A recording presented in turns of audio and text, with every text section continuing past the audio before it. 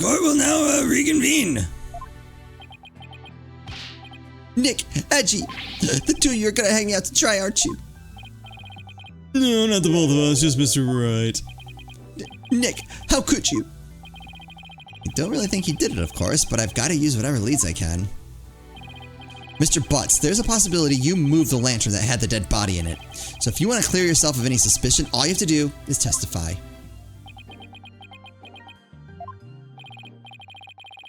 Now then, your testimony, please, witness.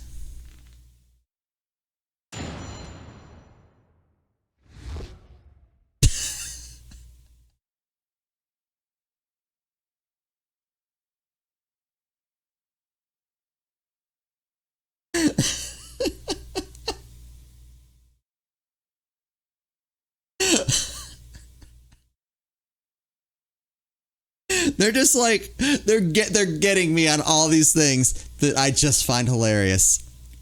Is that the best testimony name we've had? So simple, but it just works. Nick, you big fat stinking jerk, I want to press that. How can you doubt your best bud? We've known each other since elementary school. Well, get this, pal. Our friendship's over. That helps.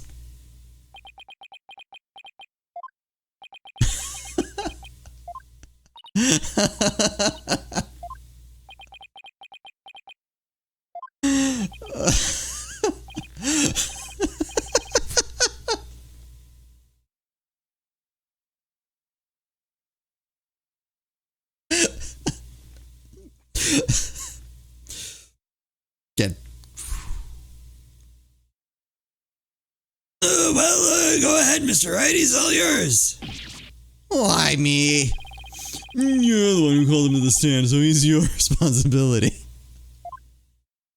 Thanks, old chum. Can any of you show me a little respect, even just a shred?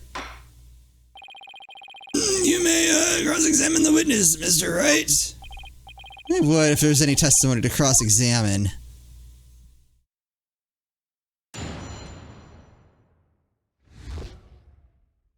Nick is a jerk face. Hold it! Come on, Larry. Can't you please give me something real to work with? Don't think I don't know about your tricks. If I see something careless, you're gonna shove me as some evidence at me with a loud objection and a super smug look on your face. Yeah, well, that is my job. And if I get found guilty, how are you gonna take responsibility for what you've done? Why should I take responsibility for just doing my job? You heartless jerk, don't you have any compassion for me?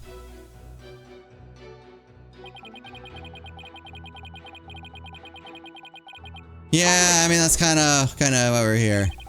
I'm sorry, Mr. Butts, but if it wasn't Miss Wyatt that entered the hold with that card, then you're the most likely suspect. Nick, are you seriously doubting the innocence of your old childhood friend? Well, technically yes, but it isn't personal, I assure you. Oh, a true friend would believe in me no matter what. Can't you see my tears? Don't they mean anything to you? Nick! Nick! You don't really think you can cry your way out of this, do you? Okay, fine. In that case. Oh, you don't mean that. Larry, listen to me. Just shut up. I'm not talking to you anymore. This is getting us nowhere. Come off it, Larry. If you don't quit fooling around and start testifying, Miss Wyatt will be found guilty. For real. If no new information comes out of this cross-examination, then yes, Mr. Butts, for real. Not that I have a problem with that myself. Larry, just tell us the truth already. Did you or didn't you go into the hold and move a lantern up to the reception hall? I never moved any bull lantern, I tell you. Bull lantern? What? Did I say something weird? You told me that you didn't attend the wedding reception. They told me only family and relatives could attend. They wouldn't even let me into the reception hall. Yeah, so what? Then that's odd. No one in this courtroom ever mentioned the sex of the lantern that was moved. So how could you have known it was a bull lantern? You didn't have to actually go to the reception to know that. Anyone could tell that there were 2 peg of bulls by looking at the Flying Chapel's pamphlet. I can tell right now is that there's a strong scent of bull in the air in here. Please add that last statement to your testimony, Mr. Butts.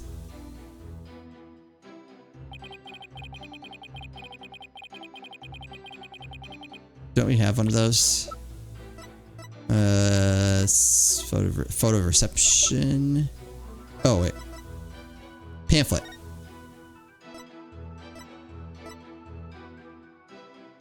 Nope. It just says Pegamoose. Objection! I want you to take a look at this, Mr. Butts. Because unfortunately for you, the pamphlet clearly shows a peg of cow and a peg of bull in their example diagram of the reception hall. Huh. But on that day, instead of putting a peg of cow and peg of bull out for the bride and groom, there were 2 male pegabulls on display. Yet somehow you knew there were 2 pegabulls in the reception hall that day. There's only one way you'd know something like that, Larry. It was you who moved the pegabull into the reception hall, wasn't it? No. Larry, you didn't. Mr. Butts, did you move the lantern containing the victim's body to the reception hall? That's what it looks like. What? Alright, so now we're going to defend Larry. I mean, he shows up, I kind of assume. Wait, Nick, you don't think I'm the murderer, do you? Hey, Mr. Gloomsbury, we're fighting over Miss Wyatt and you ended up killing him? Maya, not you too. Look, I did sneak into the reception, but that's as far as it went. You know me, I wouldn't hurt a fly. You snuck into the reception? Yeah, sure, but some of the Sprocket men caught and locked me up in one of the cabins. It was pretty awful, actually. But that's when I made a drawing of the pterodactyl I showed you, Nick. Ixnay on the pterodactyl today, Larry. Mr. Wright, not even you would take this far that far, would you? We are talking about Larry. What do I do? Do I accuse Larry of being the true culprit? He's not the culprit, but he moved it. Do I...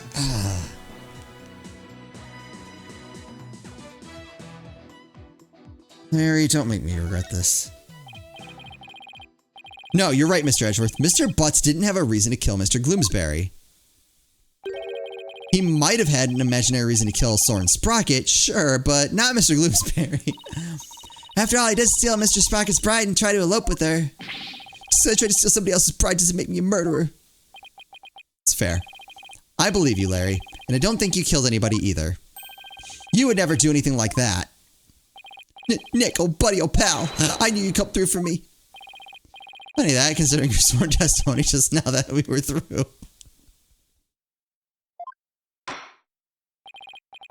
Mr. Butts, it's time you told this court the whole truth, understood?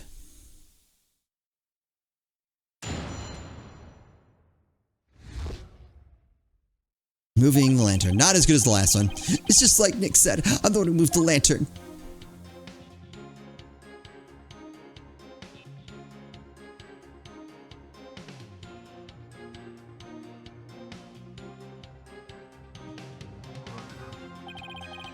I was poking around at the reception hall before the main event and I saw the lantern was broken. There was a note on it that said, exchange with the one on the hold, Ellen. So I decided to do Ellie a favor. Oh. So you switched the lanterns before the reception, did you? Then that means the victim really was killed before the reception. Larry wheeled it from the hold to the reception hall before the reception began. It would appear that Mr. Butts completely fell for the defendant's scheme. Scheme? What scheme? The note from the defendant exchanged with the one in the hold, Ellen. Nope. Mr. Butts moved the lantern with the body in it up to the reception hall because of this note, and thus he's become a suspect in Mr. Gloomsbury's murder. That second lantern did feel pretty heavy, but I never would have thought there was a dead body in it. Ugh. What was a note like that doing in the lantern in the first place? You've got it all wrong, Mr. Edgeworth. The note for myself. You simply reminded me because I can be very forgetful. What a sorry excuse, Miss Wyatt. The prosecution contends that this note shows one facet of the defendant's murderous plan. And you, Mr. Butts, you played right into Miss Wyatt's hands. No way, Edgy. I don't believe it. You still really believe Miss Wyatt to be the culprit, Mr. Edgeworth? Of course, my stance on the matter remains unchanged. If you think I'm wrong, then prove it with your cross-examination. Gladly. Very well, Mr. Wright. You may cross-examine the witness.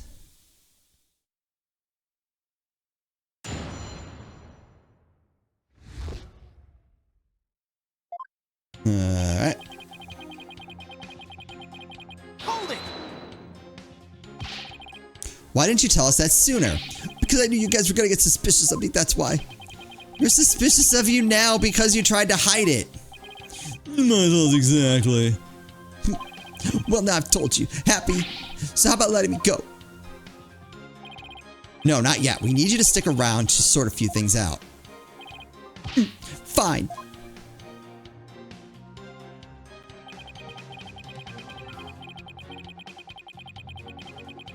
Hold it! The lantern you swapped out was a female Pegacow, was it? Yeah, I guess. Why did you replace a female lantern with a male one? Because I was too busy trying not to get caught. I didn't have time to check for little details like that. If you didn't want to get caught, you could have just left well enough alone, you know. Whatever. Anyway, when I took a look at the broken lantern, I saw...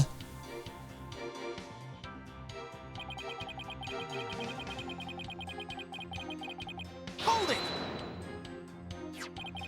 That note wasn't addressed to you, was it? Well, I guess not, but... How could I let my dear sweet Ellie do all that hard physical labor on her own? It's precisely that thought process that constantly gets you into trouble, Larry. Besides, it was my big chance to show her how much I cared about her. Hold it! Why? Nobody saw you the whole time while you were switching the lanterns? Nope, I didn't get caught. Not that time anyway. Wait, not that time. Not that time? Yeah, when I tried to sneak into the reception hall the first time. I didn't have as much luck. Those sprocket guys spotted me and nabbed me. All of my words are failing me right now. Pretty exciting, don't you think? Larry, you need help. Then they locked me up in one of the cabins. Nick, what are you asking about stuff like that for anyway? Shouldn't you be trying to prove Ellie's innocence? Well, is that statement of his important to the case? Yes. Mr. Butts trying to crash the reception and subsequently getting locked up in a cabin. I believe these might be important facts to this case, Your Honor. Very well, Mr. Butts. Please add that statement to your testimony. I sneak into the reception hall, but I got caught and locked up in a cabin. Ooh. So you got locked up, then what happened? It broke out. Then I started looking for Ellie and I wandered into the reception hall again. That's when I saw the broken lantern and replaced it. Even after they caught you and locked you up, you still went looking for Miss Wyatt. But hold on a minute. What is it, Nick? Maya, doesn't something seem weird to you? Larry's saying he replaced the lantern after he broke out of the cabin. That's right. Oh, wait, huh? You're right, it doesn't make much sense, does it? Mr. Wright, have you found an inconsistency in the witness's testimony? Yes, I believe so, Your Honor. Mr. Butts moved the lantern after he broke out of the cabin, but that contradicts with this.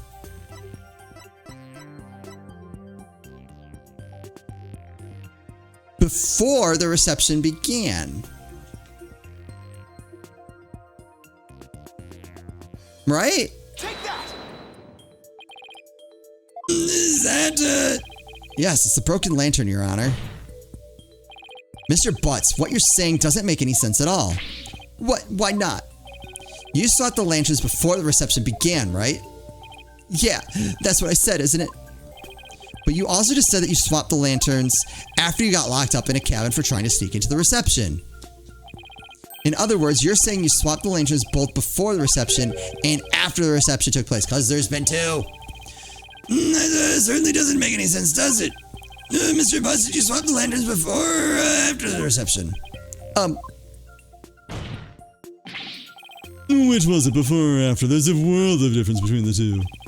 Well, Mr. Butts, I guess I can't expect guys like you to understand. In a nutshell, it was both before and after the reception. Because there were two! What? I tried to sneak into the first reception. It got locked up. Oh my god, I so freaking called it. The first reception, I don't like where this is going. But then through the Power Valley's pendant, time got rewound and we went back to the time before the reception. It was after that when I replaced the lantern. So it was both before the reception and after the reception. Get it? Oh, crap. We went back in time before a reception. So of course the reception would take place one more time after that, right? That's why I said it makes perfect sense. Mr. Wright, what in the world is the witness talking about? Has he developed some sort of intellectual ailment I'm not aware of since last time I saw him? Well... None of the sprockets seem to remember the time skip, but I do. And Ellie remembers it too. I think the power of our love for each other made that miracle happen. Mr. Wright, I'm sorry, but could you please translate this gibberish so the rest of us can understand? So now I have to be the one to explain about the whole time travel thing? Go on, Nick. I know you can do it. Looks like you don't have much choice, Nick. Attack with it. I can't lose any more of my dignity today anyway. The defendant, Miss Ellen Wyatt, has told the defense the following strange story.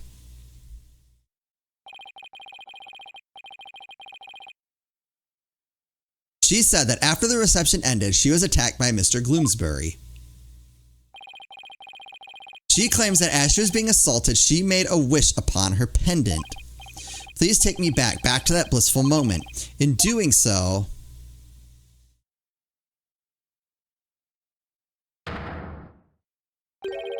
Time apparently rewound itself to just before the reception began. What? I know it's hard to believe, but think about it this way. Through the power of the pendant, both Ellen Wyatt and Larry Butts experienced time travel. What? I think we lost them. Yeah, I think we lost them. Objection! What absolute rubbish. Mr. Wright, I've heard my fair share of your nonsense over the years, but this takes the cake. Have you thoroughly lost your mind? But this is simply the conclusion I came to, using that logic ability you love so much. What? The truth of the matter is, the future president of Sprocket Aviation, Soren Sprocket, has been researching time machines. So what if a time machine has already been successfully created? And what if that's one of Sprocket Aviation's top secret inventions? Time machine? Yeah, I even saw something while we were time traveling. I saw a pterodactyl flying through the sky. Maybe the airship was set to travel through time for their honeymoon trip. What? Pterodactyl? You can't possibly have any evidence to back up your ridiculous time travel story. Well, As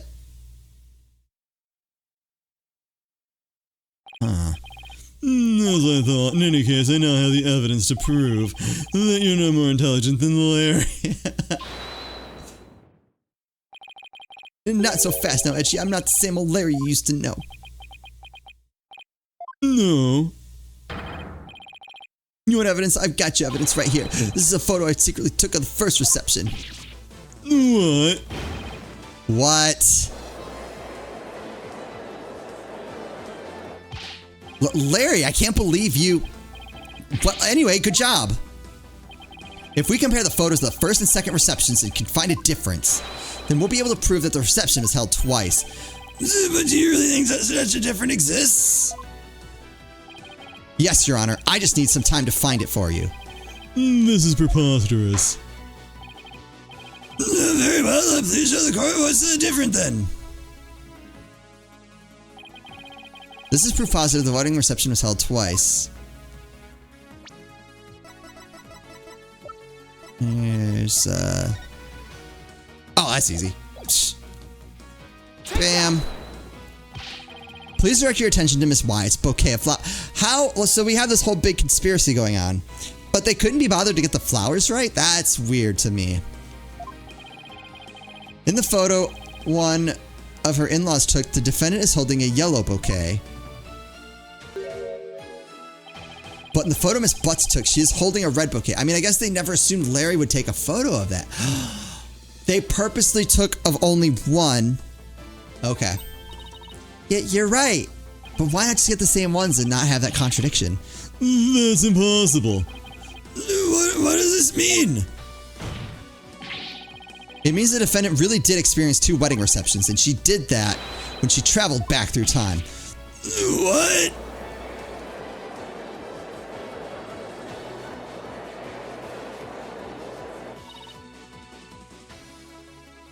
Nick, you did it. You proved Alan's time travel story to be true. Yeah, I can hardly believe it myself. It's just as Ellen said, the reception was held twice. This turns every assumption we've based this trial on upside down.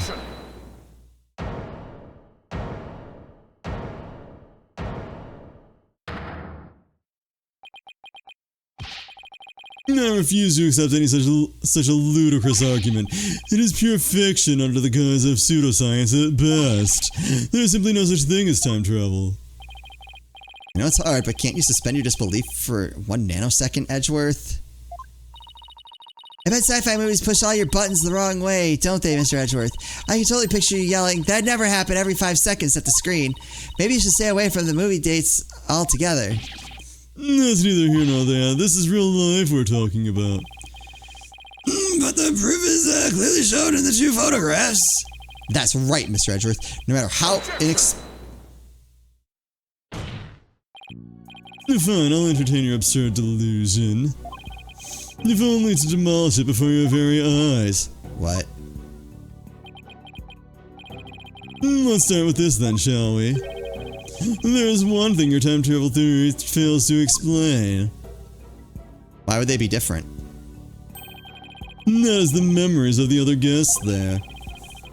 The defendant and Larry remember the reception occurring twice, but no member of the Sprocket family has ever mentioned such a thing. That's because the time machine is classified technology. I'm not dead yet, you bird brain. Bird brain? As I was saying, if the entire family had been sworn to secrecy, then why hadn't they sworn the woman who was marrying into the family to secrecy too? That's a good point. Honestly, all it takes is a little common sense, Mr. Wright. Even still, how do we know that the trip through time did not really occur? There is proof in the photos that it did. And besides, if time travel doesn't exist, well, I'd be a little disappointed, frankly. I was hoping to go back to the days of my youth. You mustn't allow yourselves to be taken in by Mr. Wright's whimsical tales, Your Honor. I've read about it in various literature, you see. They all say that time travel is not just it's just not logically feasible. Maybe our argument was just a little too nonsensical, Nick. Well, in that case, why don't we put common sense to the test? Excuse me. The wedding reception was held twice. The photos are proof of that. But if it wasn't because of time travel, it's simply because the reception had actually been held twice. Isn't that the most reasonable way to interpret the situation? Would you care to elaborate, Mr. Wright? If time travel doesn't exist, then there's only one way to make sense of what happened. Somebody must have orchestrated this strange phenomenon, and that somebody is everybody at the reception. They're all in on it. What if all the guests at the reception conspired together to hold the reception twice and keep quiet about it? What? And for what purpose would they conspire to do such a thing? Well,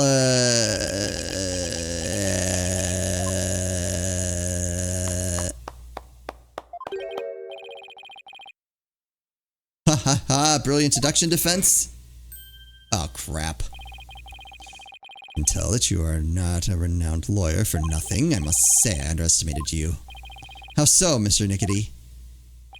You have managed to name each event precisely as they happened. You have revealed it all to the light of day. Then that means... It was us. We orchestrated the whole thing. Yes, that reception was held twice, but not because of time travel. No, we simply held it a second time. What? Why? Why would you do such a thing?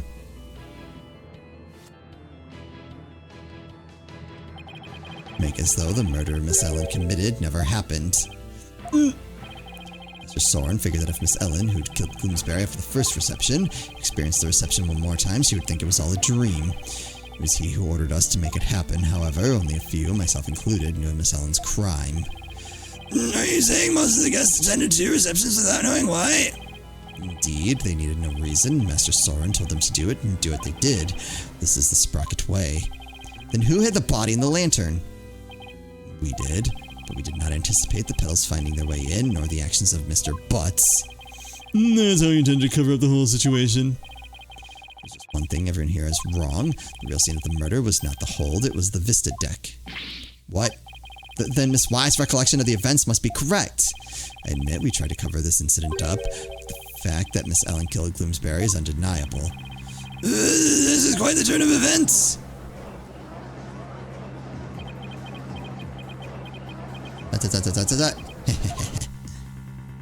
But... So it appears we arrived at the truth at last. Now. Please do feel free to travel back in time, Mr. Wright. An attempt to do this trial over again. Go on. Let's not get hasty, Edgeworth. I bet you can't do it. I bet I can't either. Your Honor, we'll have to hold a separate trial for the cover-up conspiracy later. But as far as this case goes, I believe you're ready for your ruling. Objection! No. Just before the defendant lost consciousness during her attack, she says she saw someone strike the victim. It's possible that this third party is the true culprit. You still want us to believe the defendant's words. Perhaps you've lost more than your touch during your time abroad. The third-person nonsense is nothing but rubbish, and you know it. But by the same token, how can we trust those who conspired and lied to fool this court of law? For all we know, they might still be hiding something. You never know when to quit, do you? Got my nose. No, calm down, both of you. In any case, there isn't enough trustworthy information yet for me to render a verdict. I suggest we continue the trial after both sides have investigated the matter further. Very well, Your Honor. Phew, that was close. Mr. Nickety, as for you and your cohort's attempt to cover up this crime, your case will be brought to a separate trial following the resolution of this current one. Understood, Your Honor. Well then, this concludes today's trial. Court is adjourned.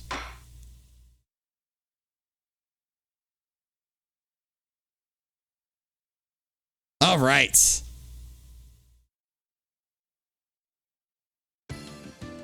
Okay, I'm going to call it a recording session here. Hope you've been enjoying this. I don't know exactly how I've cut these episodes up, but hopefully you've had a good time with this case. I am loving it so far. As always, thank you all so much for watching, and I'll see you next time.